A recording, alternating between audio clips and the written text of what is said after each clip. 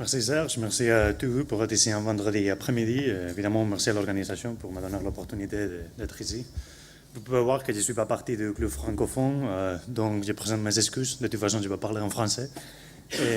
Alors, ce que je vais vous montrer, Network PCA, c'est, comme Serge a dit, un résultat de la collaboration du groupe de métabolomique de Genève avec Mohamed dans Oniris. Et comme on nous avait dit hier, la chimiométrie doit être plus qu'une collection d'outils, ça doit être une collection de problèmes avant tout, non? Donc la première chose que je veux vous parler, c'est de quel est le problème qu'on a en métabolomique et pourquoi on a besoin de cet outil. Après, je vais montrer très rapidement quel est l'outil. Et finalement, je vais montrer la puissance de cet outil avec une application. Donc, dans un monde idéal, il y a bien d'années, on trouverait une situation comme ça. Je dis alors, je vais mesurer quelque chose dans un patient, je mesure un autre dans un autre. Et tout est facile parce que je regarde ce tableau et je peux voir directement qu'est-ce qu'il se passe. Dans métabolomique, on a une chose plus ou moins comme ça. Alors, on commence par nos échantillons, après on va faire des mesures, on va faire le processing pour avoir finalement une interprétation statistique. Mais comme Roy vient de dire, il y a 40 minutes, on ne peut pas mesurer tous les métabolomes et on doit nécessairement utiliser plusieurs techniques. Donc c'est naturel pour la métabolomique d'avoir besoin de techniques multiblocs pour faire face à la diversité des mesures et d'origine des mesures qu'on a. Alors, on va voir une chose plutôt comme ça. On peut trouver de différents groupes de patients, différents groupes de mesures. Donc c'est une structure multibloc avec plusieurs directions. On a besoin d'une description qui va au-delà des tableaux. Mais qu'est-ce qu'on fait normalement quand on a une structure comme ça? On regarde, on dit, ça a l'air d'être un super tableau, on peut concaténer tout en utilisant une certaine méthode multibloc sur la concaténation. Donc on va faire une décomposition de la façon qu'il soit avec des loadings. Normalement, on utilise soit des méthodes pas supervisées, qui c'est bien parce qu'on a une interprétation très claire, la significance est claire, mais on mélange, comme vous savez bien, les effets interbloc et intrabloc.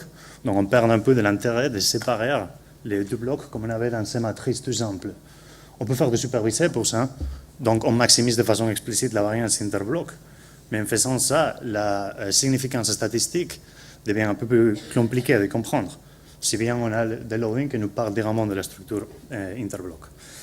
Mais il y a un problème même plus grand, qu'est-ce qu'il passe si la structure n'a pas la forme d'un tableau. Donc pour avoir une chose comme ça, où il y a des tableaux qui vont partager, par exemple, des observations de patients, des tableaux qui vont partager des métabolites, des variables. Et la première chose que je vais vous demander, si vous voyez une chose comme ça, c'est qui a créé cette monstruosité. Mais le problème, c'est que si on est arrivé au moment d'analyser les données, c'est trop tard pour faire cette question, peut-être c'était ta responsabilité. Et comme on vient aussi de voir, normalement, dans métabolomique, ça prend même des années pour arriver à si finalement, on a perdu des données, on a un suivi longitudinal comme ça, on a besoin d'un outil qui peut aller au-delà d'une concaténation des tableaux. Donc cet outil, c'est la Network PCA qu'on a développé avec Mohamed. Et je vais vous la présenter par comparaison avec la PCA parce que vraiment, comme ça, c'est un truc qui est clair. Dans un PCA, on va décomposer notre tableau de données dans un produit de loading avec un poids qui essentiellement, c'est la variance associée à chaque composante, oui, dans plusieurs composants. Qu'est-ce qu'on va faire dans la NetPCA? On va faire le même, mais on va laisser les poids définis par bloc, donc par combinaison de groupes de patients et groupes de mesures. Et l'idée, c'est que les critères de minimisation, c'est les mêmes. Ça reste un critère de minimisation de variance globale. Et pour cette raison, ça c'est encore un approche qui n'est pas supervisée. Donc, dans ce sens, dans la même catégorie que de la ACP, etc. Mais de l'autre côté, on a de la structure qui est sauvegardée dans ces loadings ici. Et pourquoi? Parce qu'alors, on va avoir le même retour, on va avoir des loadings, des scores, la décomposition dans ce sens c'est pareil à la ACP. Et comme Mohamed avait dit, finalement, la plupart de ces approches doivent avoir une structure similaire. On n'est pas tous les mêmes, mais on a une structure commune. Mais ce qu'on va avoir en plus, c'est ces matrices de poids, qui maintenant, ce n'est pas un seul poids par composant, mais on a une structure de poids par bloc. Pas nécessairement comme par exemple dans la Common Component Specific Weights, où on trouvera une série de poids par bloc, mais on n'a pas la décomposition dans le loading. Mais ici, on a les loading pour l'observation et les loading pour les variables. Donc maintenant, si on avait cette structure bizarre, on pourrait de toute façon l'analyser en trouvant des loadings partagés pour, par exemple, tous ces blocs qui ont les mêmes les mêmes observations, ils vont partager le même loading pour les observations, mais avec des points individuels pour chacun.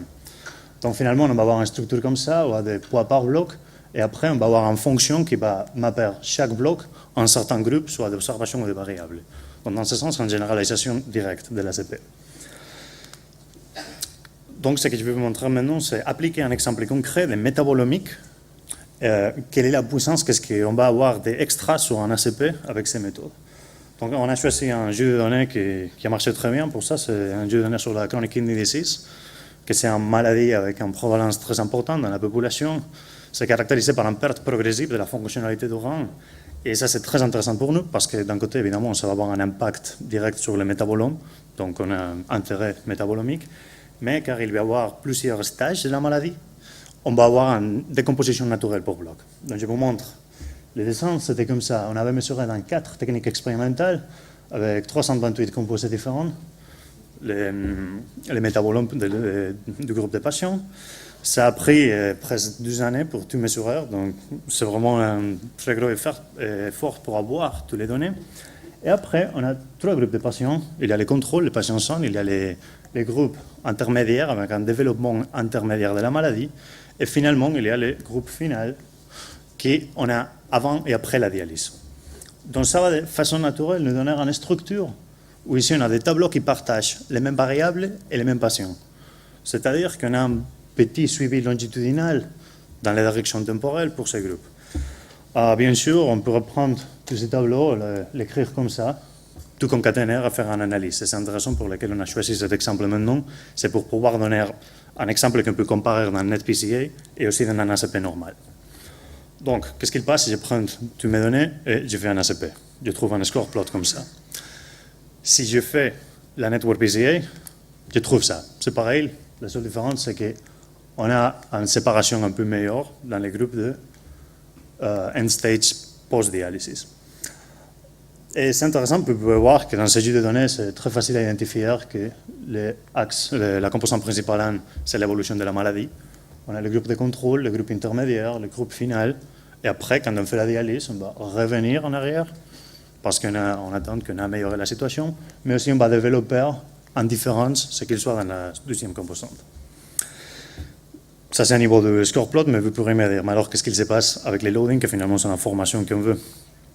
Si on fait une comparaison technique par technique, des loadings obtenus dans la ACP normale et des loadings obtenus dans la Network PCA, vous pouvez voir dans la première composante, c'est essentiellement le même, il y a une corrélation parfaite entre les deux. Mais dans la deuxième composante, il y a un petit moins de corrélation, c'est parce qu'effectivement la Network PCA arrive à mieux séparer les groupes de post-dialysés, mais effectivement c'est le même. Donc l'information qu'on est capable de reproduire, c'est plus ou moins la même. Et vous vous demanderez donc pourquoi est-ce qu'on a fait ça. Et c'est par la structure extra qu'on a avec la matrice des poids de bloc. Une chose qu'on peut faire, par exemple, pour montrer la décomposition des variances. J'ai pu prendre pour chaque composante le poids assigné à chaque bloc, et ça va me donner le pourcentage de variances exprimées dans ces composantes pour ce bloc en particulier. Alors la première composante, évidemment, c'est surtout porté par les groupes de malades pas dialysés. C'est presque évident dans les score plots. Et un peu aussi pour le contrôle. Mais on peut faire à l'inverse. On a l'information de deux façons, soit des côtés patients, soit des côtés variables. Et on peut voir, par exemple, que la première composante est surtout portée par la technique RP+. Donc on a cette manière de voir soit un côté de l'information ou l'autre, indépendamment. Mais finalement, nous voulons aller toujours à des variables, à des métabolites identifiés qui est le responsable vraiment. Et même là, on a un peu plus d'informations qu'on avait seulement avec des loadings. Et l'idée, c'est que comme maintenant on a séparé tout par bloc, on peut définir quelle est une espèce d'influence relative de chaque composé par bloc. Pas seulement par groupe, mais par bloc.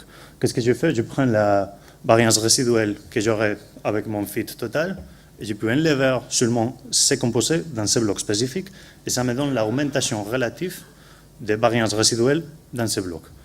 Et comme ça, je peux générer une liste de métabolites comme ça, par exemple pour la première composante RP, c'est surtout porté évidemment par les groupes malades non dialysés. Ce qui est intéressant, c'est que la somme de ces influences définies comme ça est essentiellement proportionnelle au loading au carré. Donc on a encore l'interprétation très simple de la longueur totale de ces lignes comme le loading, comme les effets associés à cette métabolite, mais on sait exactement à quel groupe ça a affecté. Et c'est important parce que si on regarde maintenant dans la deuxième composante, dans la technique ILIC par exemple, on peut voir alors pourquoi est-ce que la deuxième composante est intéressante? Parce qu'elle sépare évidemment les groupes de malades dialysés. Et un problème qu'on a quelquefois là, avec les non-supervisés, c'est qu'on dira oui, mais peut-être on mélange plusieurs contributions. C'est essentiellement ça, le problème qu'on a avec un ACP par rapport à une approche supervisée. Mais ici, ce qu'on peut voir, c'est que même si, par exemple, ici, ces métabolites, c'est lesquels ont les loadings les plus grandes, donc de façon naïve, on dirait que c'est les loadings les plus importants pour la deuxième composante. Ce qui nous intéresse vraiment, c'est la capacité de chaque composé de séparer ces groupes-là. On peut voir par exemple qu'il y a plus d'influence sur un autre composé pour ce groupe. Donc ça nous permet d'avoir une information plus détaillée sur l'effet de chaque métabolite ou l'effet de chaque composé, ou ce qu'il soit la variable, pas sur une direction abstracte, mais spécifiquement sur un des groupes qu'on veut séparer. Tout ça sans toucher la décomposition, qui est encore la décomposition type d'un ACP. Mais on peut faire plus, parce que je vous avais dit que quelquefois, on a des blocs manquants, on a des structures qui ne sont pas concaténables. Des structures comme ça, où il y a des trous. Peut-être parce qu'on a perdu l'information, peut-être parce qu'on n'a pas bien dessiné l'expérience, je ne sais pas. Mais une fois qu'on est arrivé là, qu'est-ce qu'on va faire? Est-ce qu'on va jeter tout ça, seulement parce qu'on ne peut pas l'analyser dans une approche concaténable? On n'a pas ce problème avec la NetPCA.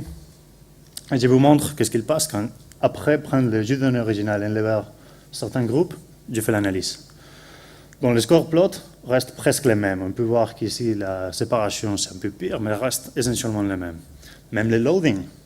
Si je compare les loadings de la Network PCA sur le jus de données complet et la NetPCA sur le jus de données avec des blocs manquants, ça marche pas mal de tout. Pour la RP, c'est parfait. Pour les autres, ça marche très bien. Et pour la SIG-HELIC, la corrélation, c'est la pire. Mais regardez qu'est-ce qu'il se passe. J'ai enlevé pour la première composante les groupes les plus importants dans la SIG-HELIC. Et seulement par le fait que j'ai forcé le partage des loadings entre les différents blocs, on arrive de toute façon à trouver des loadings qui correspondent avec la direction de effet.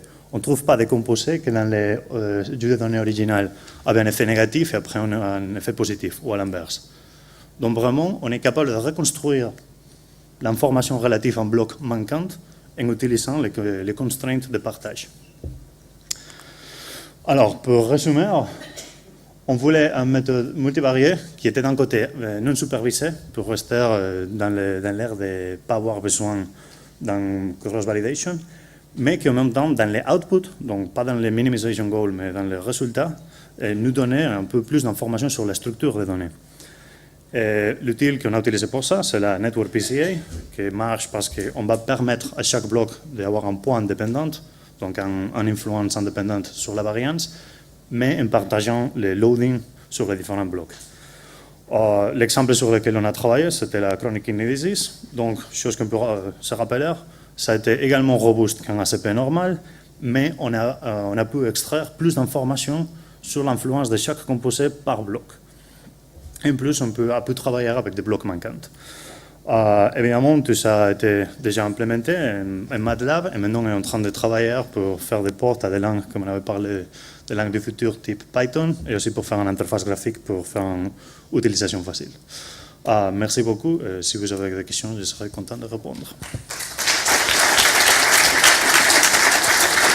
Merci Santiago, très belle présentation. Questions ?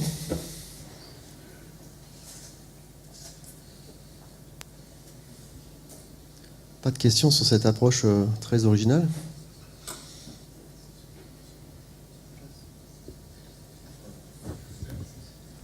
Ce sera pour quand le network ICA? Tout le monde s'y attend.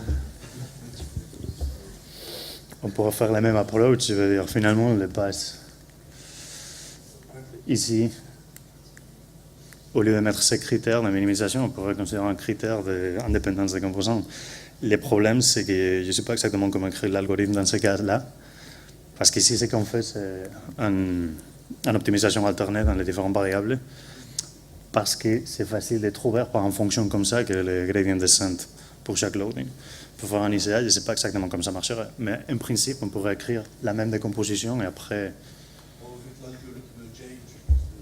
ça marcherait.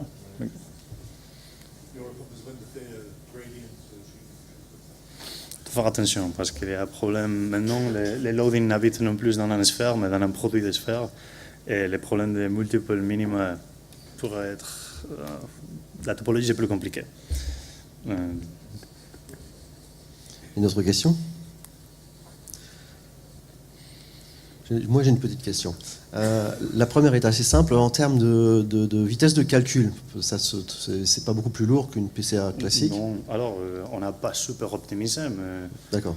pour ça, maintenant, ça prend quelques secondes. D'accord. C'est pas super optimisé, mais c'est pas un problème, ça.